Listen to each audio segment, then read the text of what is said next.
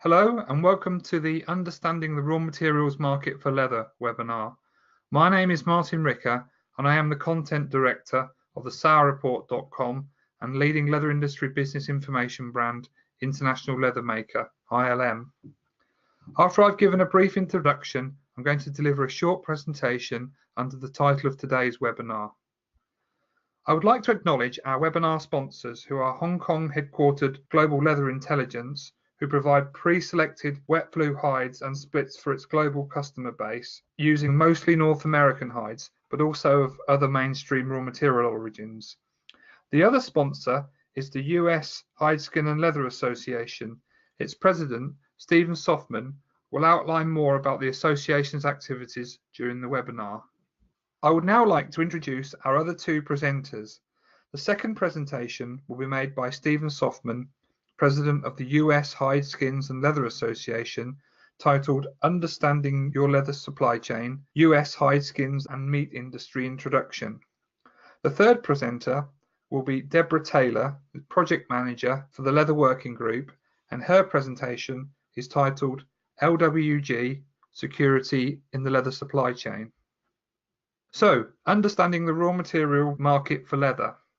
During my brief presentation, I'm going to quickly cover three general areas. As we have a broad range of attendees listening today, I will try and make the presentation as engaging for as many people as possible. Firstly, I would like to give a brief outline of the hides and skins industry. Secondly, I would like to highlight an understanding of how raw materials are traded. And thirdly, I'd like to cover the raw materials market today and current market trends. So for the first part of my presentation, raw materials market for leather, an overview. So what do we mean when we talk about raw materials for leather? We are really referring to hides and skins of farmed animals, mostly cattle, sheep, pigs and goats. There are also exotics, but as they account for less than 1% of global trade, I want to focus on cattle and sheep.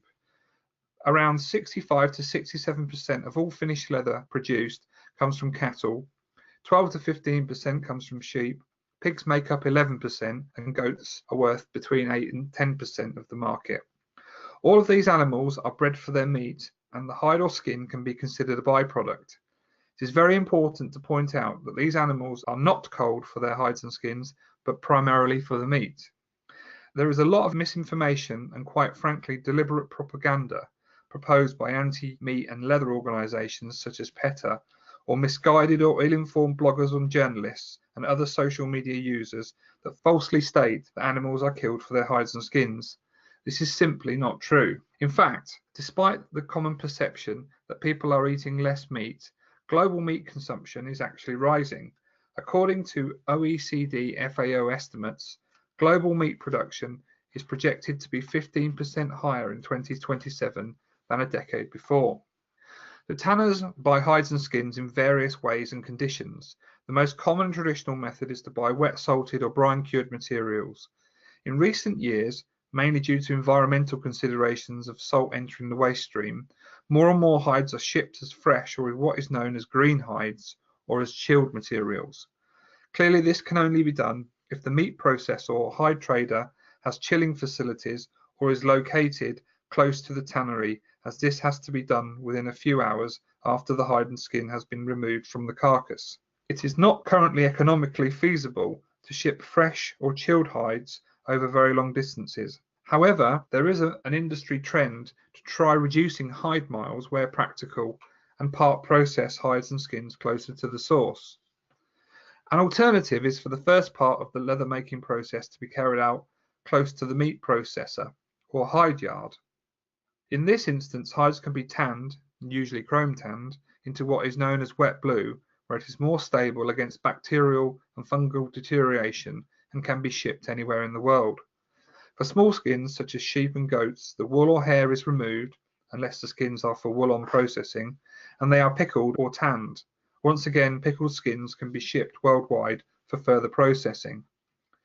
For a tanner, buying tanned or pickled material, many of the environmentally demanding leather-making process steps, known as beam house operations, are taken care of by the meat processor's own tannery or a specialist contract tanner or trader. Bovine hides may also be split through the thickness at this point, and the subsequent drop split, the part which can be used to make suede, can be sold into the leather supply chain or into another industry such as gelatin production or pet products. The hides and skins are transported by truck and or in shipping containers for intercontinental journeys in their various raw or processed states. So part 2, understanding how raw materials are traded. Selling and buying raw materials and some terminology. The leather supply chain is a global operation and raw or semi-processed materials are routinely shipped around the world. Currently, hides and skins are sold directly from the meat processor or via a trader or broker who will buy the materials from the meat processor, may preserve, grade by weight or quality, organize the formal documentation and shipping to the nearest destination port of the buyer. Costs will be added for each of these steps. Most hides and skins are sold under what is known as CIF or cost insurance and freight to the port of the buyer. The buyer collects from the port.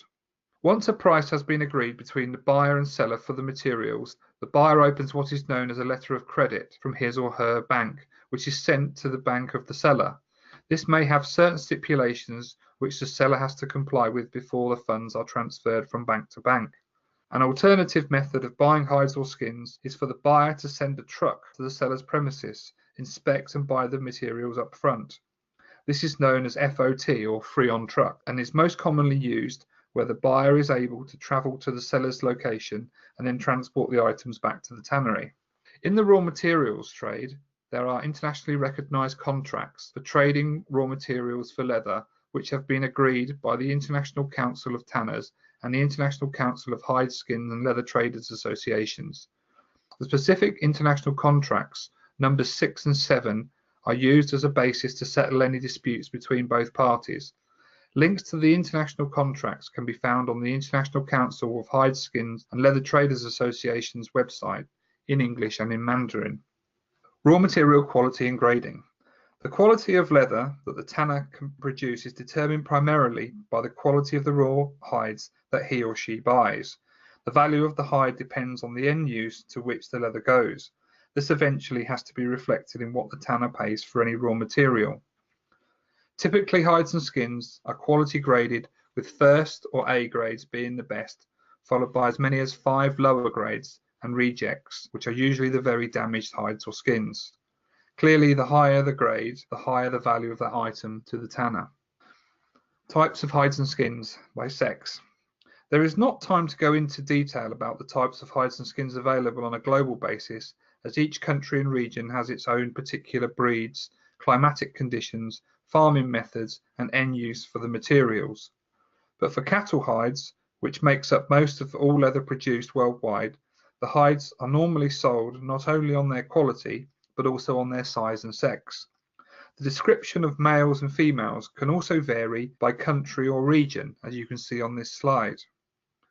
Within these hide descriptions, there are also several subdescriptions which may relate to a particular breed, region, or whether the hide has been hot iron branded or, for example, has a hump, which is very common in the Zebu cattle breed, which can be found in Brazil or South Asia, such as India. All these parameters are factored in when determining the price of the item. Different countries and different weights. For the uninitiated, the global raw materials business can seem complex and often a confusing business. It is really a commodity trading business where the buyer and seller negotiate the best price. Clearly, from the seller's perspective, they also have to factor in the costs of buying the materials from a slaughterhouse if we are considering a trader. This is often referred to as ex-yard prices. The costs of preservation, grading, selection, insurance and banking, storage and shipping to the buyer should all be factored in before any seller commission or profit can be considered. For the tanner, the buyer, the costs of raw materials are its largest single cost, estimated between 30 and 50% of the total. So the best price that they can achieve will have a major impact on the final price of the finished leather they make. To add another layer of complexity in this old and quite traditional business, there is no uniform or standard global system for selling hides and skins in terms of units.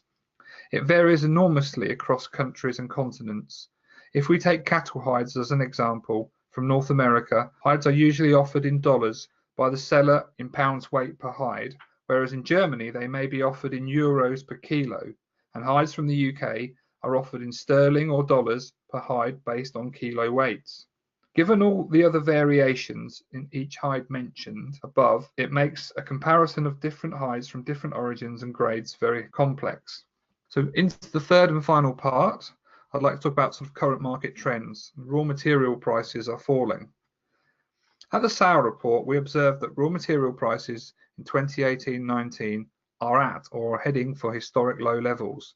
To put into context, as I mentioned before, it is estimated that raw materials, hides and skins, constitute around 30 to 50% of a tanner's business costs. The graph on the left features some of the leading US benchmark steer hide types and their price evolution over the past 20 years. It shows a market collapse in 2008-2009 following the global financial crisis. As you can see, hide prices fell sharply, then rose to record levels in 2014-15. As we can see on the graph on the right, which is made up of a basket of freely traded hide prices, prices have declined steadily throughout the past 12 months. This is one of the 4 Sauer indexes which we publish to show price trends. The Sauer indexes are a basket of hides or skins covering cattle, as seen here, and sheep over a 20-year period. We also cover indexes for goat skins and cattle hides specifically for upholstery. As we can see from these two graphs, sheepskin prices are at historic low levels, and the bovine hide trend is following a similar pattern. At the SauerReport, we've been noticing for some time now that lower grade sheepskins and more recently lower grade cattle hides are simply being discarded into landfill or burnt, as it is cheaper to do that than preserve, store and ship them. To give you some idea of today's prices, you can buy a UK domestic sheepskin from a slaughterhouse for as little as 20p per skin, and some are now worthless. A few years ago, that same skin could have cost 30 or 50 times as much. It's a similar pattern for bovine hides. Currently, you could buy a benchmark US heavy Texas steer hide for $31 a piece, or a US heavy native cow for only $12 a piece. At the beginning of 2017, the same Texas steer hide was worth around $62 per piece. That's a 50% drop.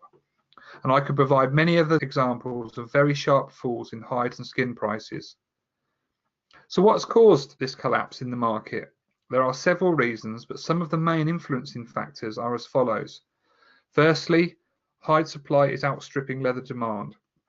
The global slaughter has been much higher in 2017 and 18, especially in places such as North America and Brazil, who have large cattle herds and slaughter. Secondly, there has been a switch away from using leather in some market segments, especially footwear and garments. Thirdly, there is an increase in negative publicity surrounding the leather supply chain and some substitutions of alternative materials, many of which are plastics or fossil fuel derived. So, to conclude, at the SauerReport, our market specialists try to present all the market variations that I've mentioned during this webinar in as simpler way as possible, along with other market factors such as leading company financial results, retail and fashion trends, to provide an accurate market analysis and allow hide and skin buyers and sellers the best platform to negotiate contracts, not only for raw materials, but also for the subsequent leather prices.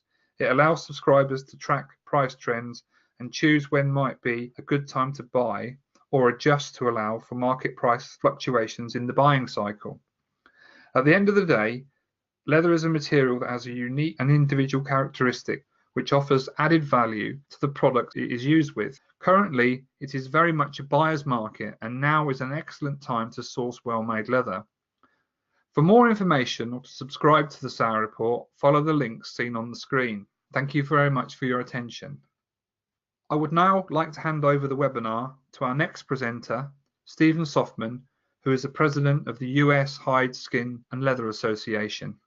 Over to you, Steve. Great, thank you, Martin. Really appreciate it, and thank you for having me today. I'm happy to participate in this event.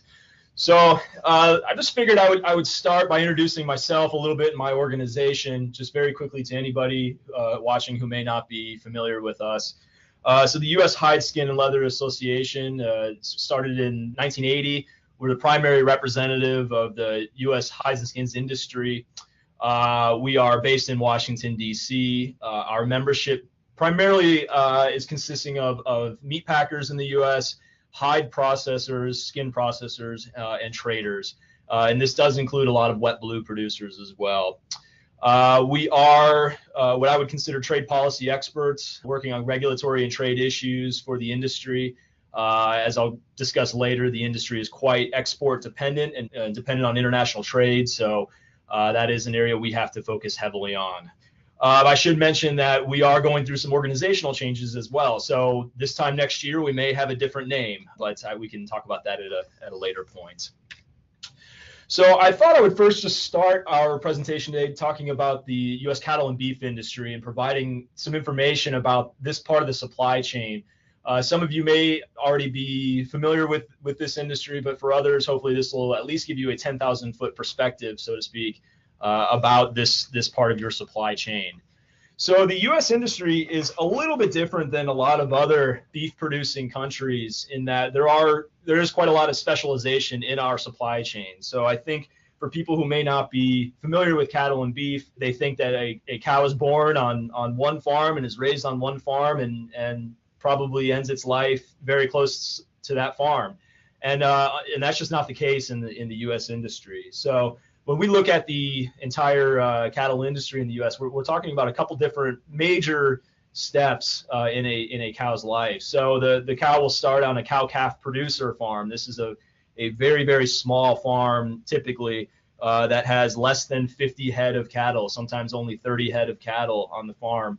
The farmers who are producing those cattle probably are doing other things as well. They're growing corn or maize, or they're growing soybeans or other cash crops as well. So it is quite a segmented part of the industry. In fact, there's over 730,000 cow-calf farms in the U.S. Those cows, once they're born and they reach a certain age, they might either stay on their farm where they were born until they are sold to a feedlot, or they might be sold to another farmer who is just known as a stocker or a backgrounder. And these farms specialize in buying cattle, putting them on grass, and feeding them out on grass for most of their lives. The U.S. beef industry is primarily a grain-fed industry, so that means that most of these cattle, if they are in the beef supply chain, will end up in the feedlot at some point. That is usually towards the end of their life, so the last couple months of their life, they will be fed out on feed, and the reason for this is that fattens them up. It gives them the flavor profile that a lot of American consumers prefer, which is a usually high-fat but very tasty beef product. Once they have been fattened out on the feedlot, the cattle obviously will be sold to the beef packer, where they will be processed and harvested. And for our purposes, that is where the hide begins. When it comes to the leather industry, there is one major aspect of the U.S. cattle industry that we always have to talk about, and that is the cattle branding issues. Cattle branding is still very prevalent in the U.S. cattle industry. It has a long history there. It goes back to the cowboy days of the 1860s, 1870s in the U.S., when very large open ranges where cattle were driven across the grasslands to the large packing plants needed to be identified in case herds mixed on those large lands. So the brands were used as a way of identifying cattle during those cattle drives. This has led to a deep family and heritage and cultural attachment to these brands. And in fact, many of the Western states, I believe there are 13, still legally require branding on the animals in those states. So this is like I said, a very cultural and historical issue that we've been working with and trying to improve as best we can for leather production purposes, but it is our history. So I mentioned we've been trying at least to educate our producers, our cattle producers, about branding issues as it relates to leather. We work with a group called the Beef Quality Assurance Program. It's a checkoff funded program, so a beef producer funded program, which tries to maximize the value along the supply chain for cattle and beef products. And so what we've been doing with them is putting together some programs that recommends either no branding at all, if that is an option, but if the producer must brand, we do recommend butt brands, which is, as this picture shows, a brand that's located near the tail head of the animal, which will reduce the impact on the leather utilization later in life. So just to give you a little bit more information about our markets and where our products end up, chances are our cattle hides are in your supply chain. We export 95% of all of the hides produced in the U.S. We are obviously very heavily dependent on open markets and international trade for our continued viability. And we are one of the largest raw material suppliers to the global leather industry. Annually, there's about 34 million, give or take, cattle slaughtered every year. We have about 94 to 95 million head of cattle in total inventory in the U.S., so it is a large commercial, very controlled environment herd. If we look at the wet salted exports, these are our primary products that we export. 85% of those exports go to China, Korea, and Mexico. China obviously is the largest, taking nearly 60% of everything we produce. And in 2017, total value was about $1.47 billion. In 2018, the numbers are just coming in, but it is down significantly in value to about 25% below 2017 values. Unfortunately, with the government shutdown in the U.S., a lot of our statistics were delayed this year. Similarly, we do export a number of U.S. wet blue products. The target markets for those are a little bit more varied. Obviously, China still plays a large part of that, but Italy and the EU are also our largest customer there. It was about $500 million in 2017 value, and again, that was down about 15% if you're looking at 2018 values. So if we're going to talk about the primary issues affecting our supply chain and things that you might be noticing in your supply chain if you are using U.S. cattle hides, well, obviously the first big one is the trade war between the U.S. and China. This has been a major issue for us in 2017, 2018, 2019. So for most of the time, the U.S. has experienced a 5% retaliatory tariff going on cattle hides going into China. Obviously, Chinese leather has had similar tariffs coming back into the U.S. So from a numbers perspective, 5% is not terrible. I mean, it's not great, but it's not terrible compared to some of the other products that are facing 25, 30, 40% tariffs. But what this has done is interjected a substantial amount of uncertainty into our markets. People are not willing to make long-term business contracts if they don't know what the tariffs are going to look like 2 or 3 months in advance. So this uncertainty, I think more than anything, has really impacted our markets and our trade. Now, obviously, as I mentioned earlier, China is by far our largest export market. So this has really caused a lot of anxiety for our producers and our supply chain members. Another major issue that we are working with is traceability. I know this is a big issue for the entire global leather industry. We are a little bit unique and a little bit handicapped in the U.S. in that, unlike some other countries, we do not have a system-wide, federally mandated national identification system for cattle. Again, this kind of goes back to that Wild West, Old Western mentality of the U.S. cattle herd and cattle industry, where there's a lot of politically charged issues when it comes to states' rights versus federal rights, individual producer rights versus federal issues. And it gets very, very politically charged very quickly. In fact, the largest, I'd say, traceability system that we do have at a federal level is for our animal health department, which has a voluntary system and a mandatory system that covers cattle that will cross states. But if an animal never leaves a state, it may not be in this system. So there are quite a lot of holes in that system. There are a lot of individual programs, individual companies that are trying to fill those gaps. There are a number of programs that you can see for animal traceability in the beef industry, but those are very much industry driven and they are not government driven. So that's something that's very different from a lot of other countries and does create some traceability problems for us. I put this picture of this National Wildlife Refuge on here just to kind of highlight how politically charged this issue is for us. A couple years ago, there was a group of somewhat radical ranchers, but ranchers out west who were upset with the federal government in the way they were managing grazing rights on federal lands. And so they actually stormed a National Wildlife Refuge Center with weapons and took it over and had a standoff for a number of weeks before it was resolved. So it's just an example of showing you how politically charged this continues to be for our industry. That being said, we are trying to work within this system as best we can to produce traceability programs for the global leather industry and to meet the requirements that you all likely have or would like to implement in your supply chain. So fortunately, with the US government shutdown in 2019, it has delayed our implementation of this program, but once it is launched, it will be a program that will hopefully be able to trace most, if not all, of US hides back to either the meat packer of origin or the hide processor of origin. We see this as a baseline program that will hopefully capture as much as we possibly can for the industry. And then, of course, individual companies can go further than that as they see fit or as they would like to with their customers.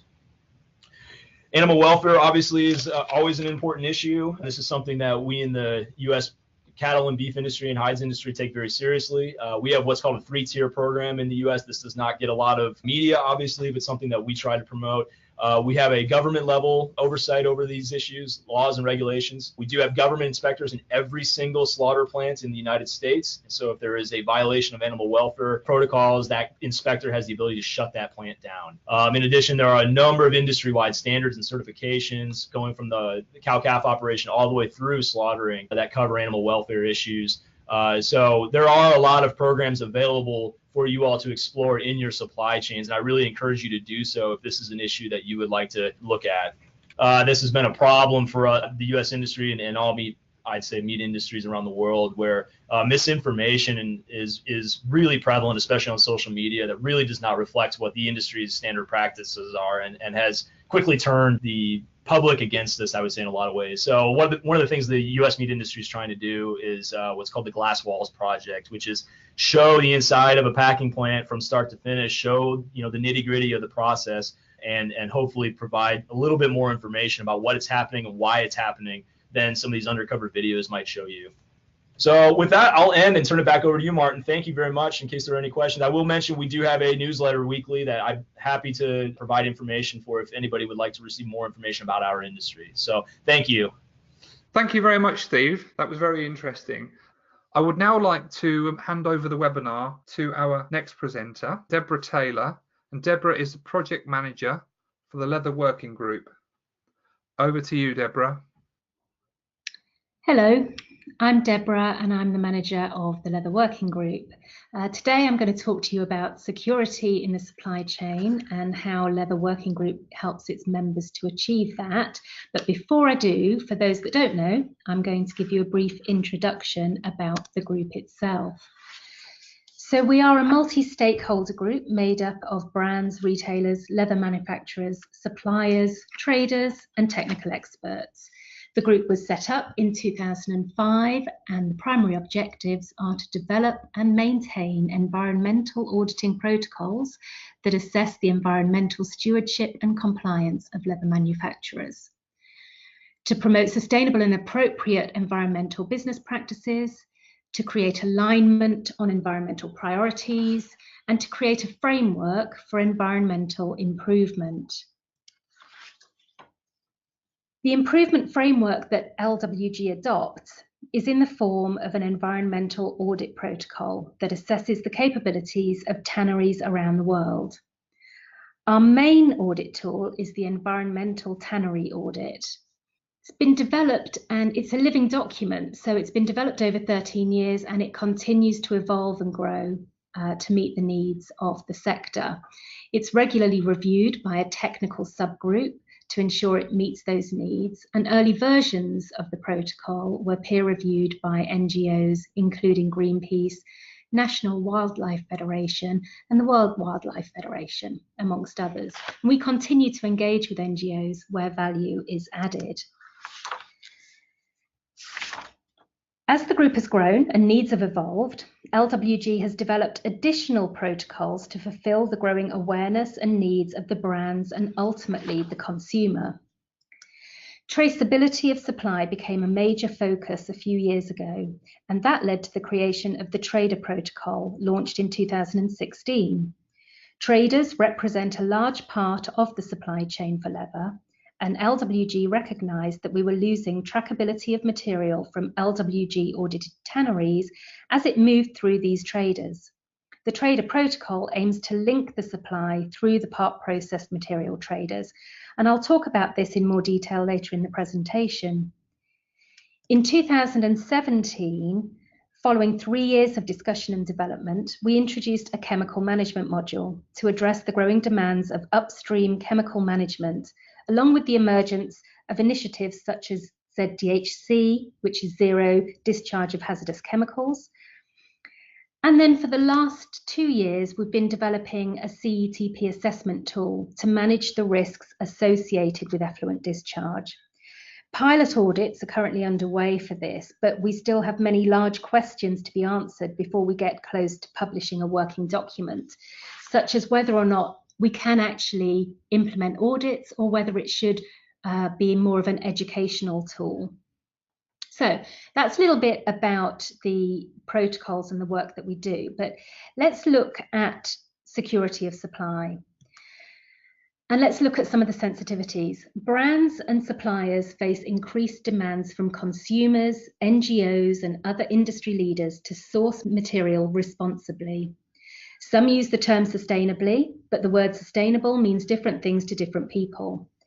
And today I'm looking at leather particularly, but with some of these sensitivities that are being faced today, they apply whatever textile you're working with. The list you can see here outlines some of the main recurring themes. LWG's protocol addresses some of these issues. For example, our auditors will assess leather manufacturers on their ability to manage and control the environmental impact for the items highlighted in green: waste and landfill, air and water pollution, chemicals and effluent management. Deforestation is also part of the environmental audit protocol, but it's scored separately and recorded separately as part of our traceability section, and I'll talk a little more about that shortly. If we look at animal welfare in blue there, this is something that LWG recognises as a major sensitivity, but currently falls outside the scope and reach of Leather Working Group. However, we do have a subgroup working on education and information, and again, I'll touch on this later in the presentation. So before I go into how LWG is working to address some of these issues and support brands with their supply security, let's take a quick look at the implications of not addressing those concerns and sensitivities. Brands can no longer ignore the need to act and demonstrate their security of supply across many areas to avoid criticism and negative corporate performance as a result of non-compliance to legislation or NGO scrutiny. Consumer perceptions can play a really big part now on your brand's reputation, which again can have a knock-on effect on financial investment. Reporting and transparency, there are reports being published all the time, and brands really need to take care that they're not included in some of those reports. So let's turn to traceability and trackability. For some brands, full supply chain mapping is the answer, and they go to great lengths to make sure that they know every part of their supply chain. For other brands, however, just knowing that they're sourcing their material from an LWG audited leather manufacturer gives them the security that they require. When we look at traceability, Section 4 of our audit protocol records a leather manufacturer's ability to trace their material back to the slaughterhouse. It's a transparent percentage score listed separately on the audit certificate, and it shows the percentage of material that's traceable with physical marking, the percentage of material that's traceable by paperwork only, and the percentage of material that's not traceable. Leather manufacturers who buy their material from other producers are also scored in Section 3 of our protocol on whether they're sourcing their material from LWG certified facilities or non-LWG certified facilities. The data that LWG has amassed over the last 13 years demonstrates a really good traceability at the wet blue or wet white stage at the beginning of the process, and most of our leather manufacturers at that end of the process can demonstrate traceability to the slaughterhouse. The traceability dramatically declines by the time we get to the end of the process, and onward trackability is lost through the buying and selling of part processed material. Having recognised this missing link in security, LWG, over a 2-year period, developed an assessment tool specifically to bridge this gap. And in 2016, we introduced the first version of the Trader Assessment Protocol. As a result of this introduction, LWG receives inquiries from all sorts of traders, not just the part processed material traders, but also traders of raw hides or finished material. We can't audit those traders because there's no environmental impact or auditable elements within the scope of LWG. But they can still join us as a subscribed member and still then contribute to the work of LWG and be seen to be committed to improved environmental practices. As part of the introduction of the Trader Protocol, within our main protocol, we removed the allowance for leather manufacturers who are buying material from traders. So the only way they can score now, if they're buying through these traders, is if the traders have an audit and are accountable for the material that they're trading. We now have 21, as you can see there, part processed material traders, and there are approximately 6 paper traders who are subscription based. It's a work in progress. We're working hard to increase those numbers, but we are seeing good traction now across the chain. And then I'm going to turn to animal welfare and talk a little bit about that, because we don't go beyond the slaughterhouse, but we do recognise that, you know, it is part of the process and it is a major sensitivity. So we recognise that brands were looking for support around how to understand this complex subject better. And we set up a subgroup with a specific remit to provide information and education around the salient aspects of animal welfare. It's a self-funded, brand-led group, and it's only open to members of LWG, designed to give brands information to enable them to make better sourcing decisions. Principal objective: to educate the leather value chain on the salient aspects of animal welfare. And that's looking at, as you can see here, the volumes and farming infrastructure associated with different types of animals, regional variances, trading, traceability, movement of animals, any regional sensitivities and risks associated, and collating that information and resources, farm assurance standards and regulations, and looking to see whether or not there's any alignment with existing best practice that we can recommend.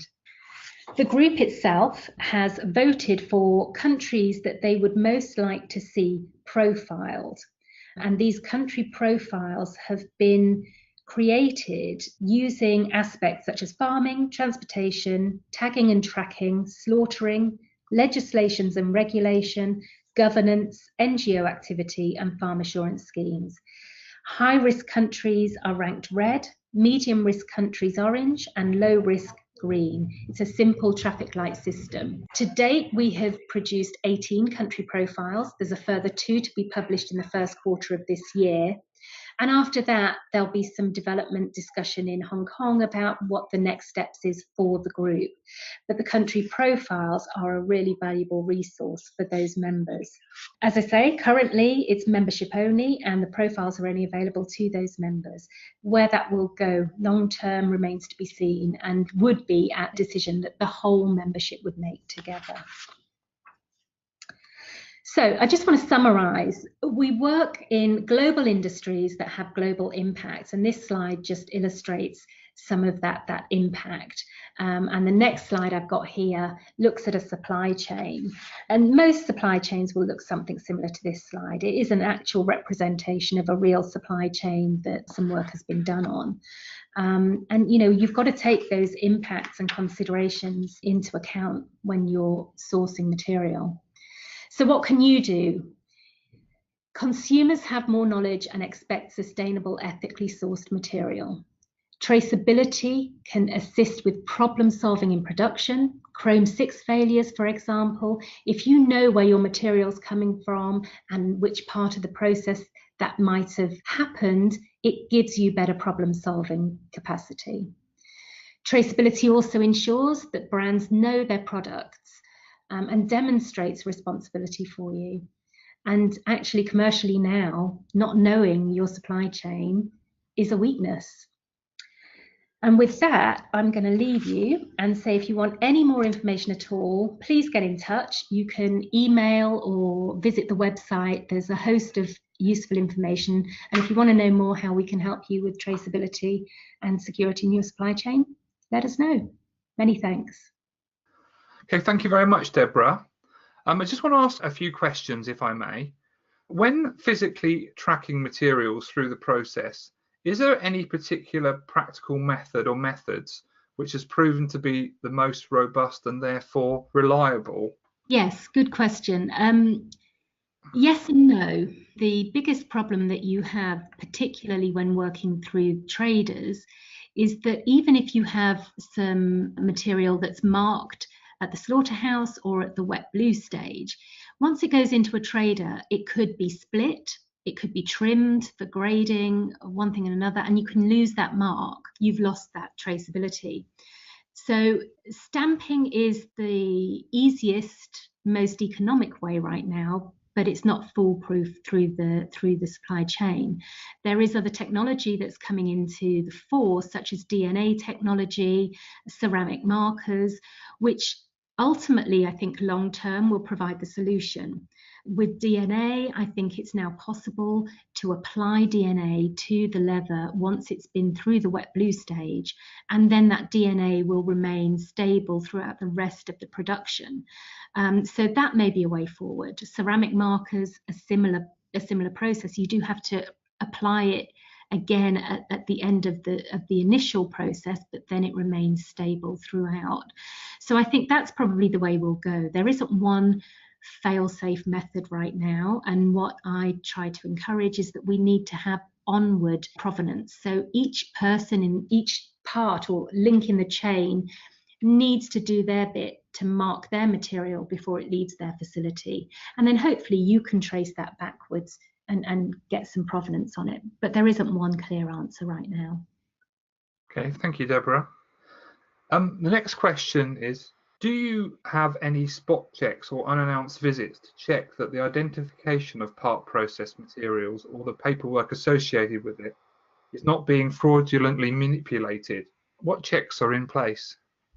Okay, so two things here. The trader audit, the verification is quite robust. We get lists of all suppliers and all customers in advance of the audit, and the auditor will write out to the producers supplying the trader and also to the customers that the trader is selling to, and we'll get verification of quantities and dates of sale or purchase, etc.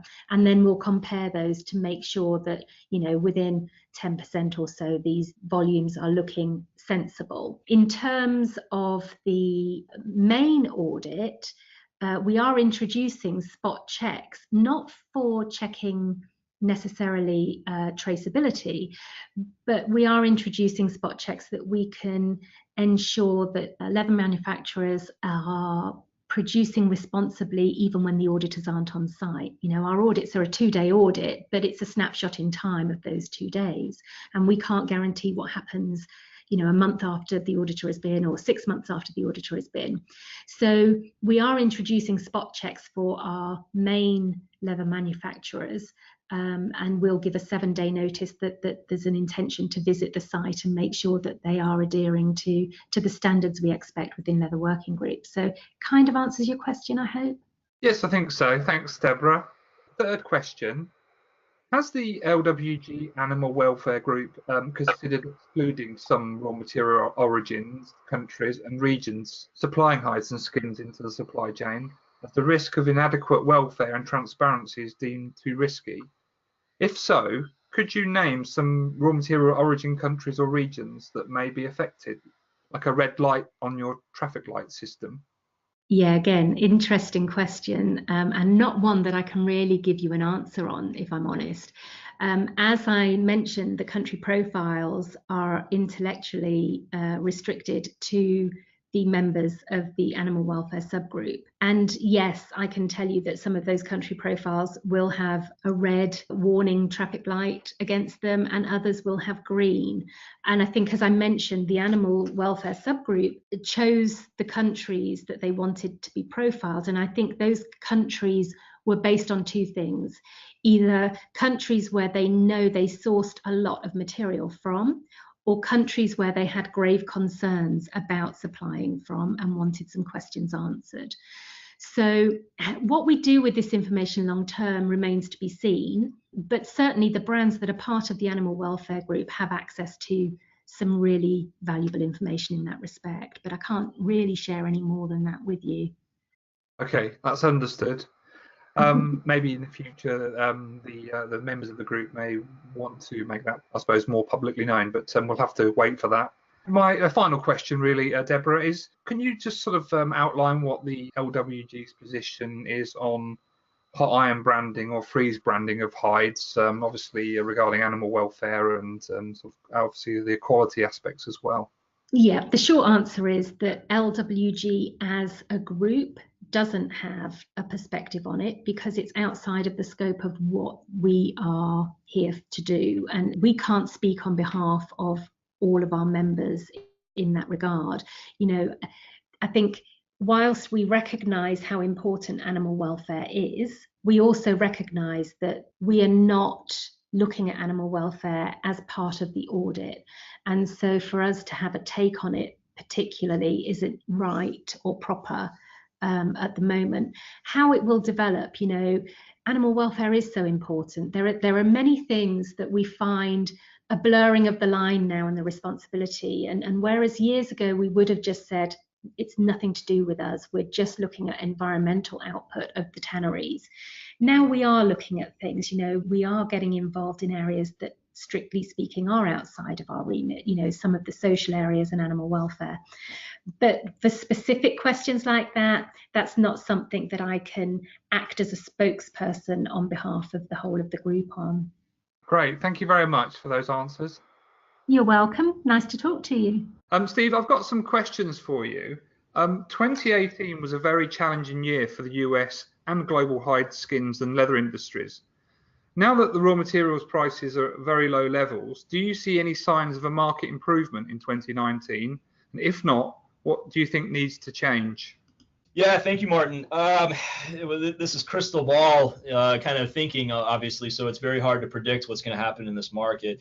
I'd say there are quite a lot of opportunities in the market right now for brands, especially to be experimenting with leather. It is at historically low levels right now in terms of price, and so it does offer a lot of great opportunities for people to maybe take some risks that they haven't in the past. But I don't necessarily see a large turnaround happening this year in 2019. I do think the industry needs to continue to work together and to promote itself and to start promoting itself vis-a-vis other competitor products. So USHLA is obviously a very large supporter of the work that Leather Naturally has been doing and the campaign to promote leather that they have undertaken. And so we're going to continue to work with them this year to try to roll that out. Okay, thanks, Steve. Next question I've got for you. I mean, you alluded to this in your presentation, but China is by far the sort of largest export destination for US hides. However, the Chinese market appears to be restructuring and consolidating in terms of the tannery outputs. So where do you see new markets emerging for US hides and skins? And can such a large player such as China be realistically fully or partially replaced, do you think? Yeah, thank you for that, Martin. You're exactly right. China is obviously the dominant customer for U.S. hides currently, and it's hard for me to believe that that's going to change anytime in the near future. There's just so much investment and so much capital tied to the Chinese market currently. I do think that, as you mentioned, there's going to be continued consolidation between firms. I think you're going to see larger and larger tanneries, which I think for the global leather industry is a good thing. It will allow a lot of our environmental issues to be adequately addressed, a lot of capital to be unlocked in order to ensure our supply chain is as transparent and as clean as possible. So I don't necessarily see China being replaced, no, but as you mentioned, there are a number of opportunities, a number of places where I think that trade flows might change a little bit. And of course, we're seeing this in Southeast Asia. If you look at Vietnam and Thailand, and recently, a lot of the U.S. wet blue products started going into Italy, whereas China used to be the largest customer there. Italy took that over in the last year or two. So I do think that you're going to continue to see some of those, that dissipation of market consolidation out of China, but China will remain the primary player for the foreseeable future. We've noticed that one of the a factor that seems to be pushing down hide pricing currently is the sort of greater volume of hides that are coming to market. And I think you've alluded to that in your presentation. Looking ahead, will the higher number of cattle being culled weekly in the US remain at current levels, or do you foresee that the number will expand or contract over the next 12 to 24 months? Do you think we'll see these numbers maintained, or do you think that they might change? Yeah, we do expect the slaughter levels to start dropping. We've already seen that in 2019 compared to 2018. Our slaughter levels are down several percentage points year to date.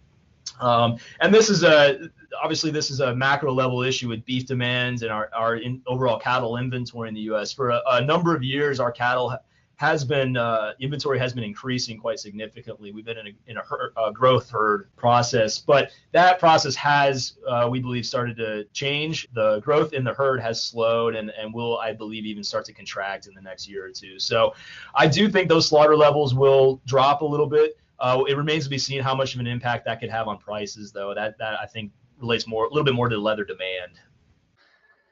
And just one final question, Steve. I mean, could you elaborate a little bit more about some of the practical steps that the beef supply chain in North America is undertaking to improve animal welfare and husbandry practices, and also, what it's doing to reduce the number of hot iron brands that are appearing on sort of US hides?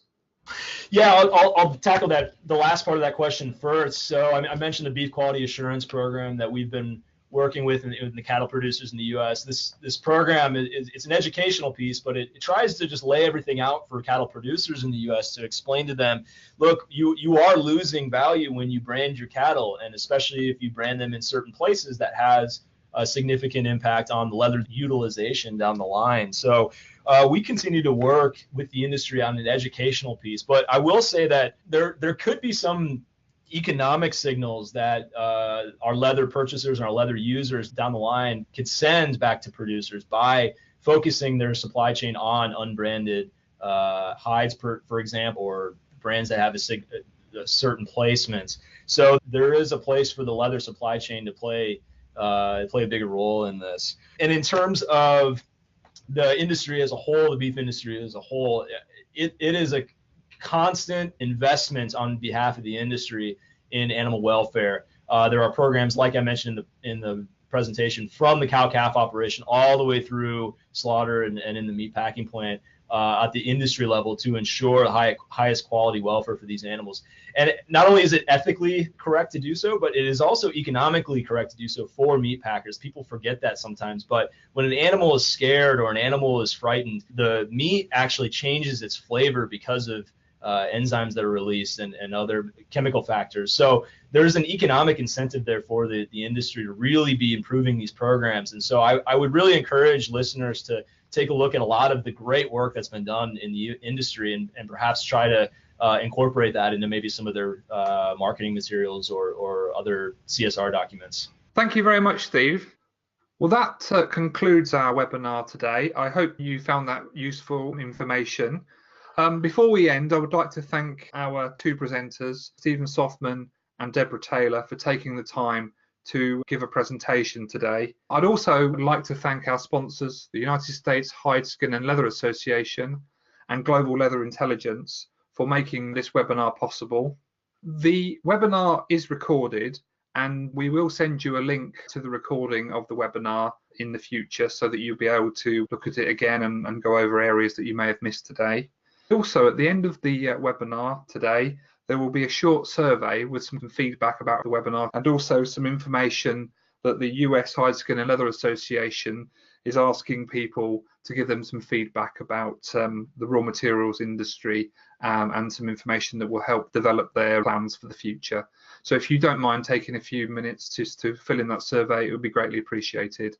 And finally, I'd just like to thank you for taking the time to listen to the webinar today. And keep an eye out on theSauerReport.com and for ILM on internationalleathermaker.com for upcoming webinars about the leather industry that we'll be doing in the future. Thank you. Bye-bye.